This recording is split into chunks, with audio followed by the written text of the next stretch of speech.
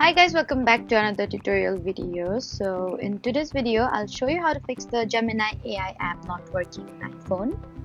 So if Gemini is crashing, stuck loading or not responding properly, just follow along. First, check your internet connection and make sure it is working properly. Try switching between Wi-Fi and mobile data and then open Gemini again. Next, you need to fully close the Gemini app. For that, you need to swipe up from the bottom of your screen. Find the Gemini app and swipe it away to close it completely. After that, open the app again and check if it works. You should also update the Gemini app. For that, you need to go to App Store, search for Gemini and tap on Update if a new version is available. And if the problem still continues, check that your iPhone has enough storage space available. So those are the best ways to fix the Gemini AI app not working on iPhone. Don't forget to like, comment, and subscribe for more helpful tutorials. Thank you for watching.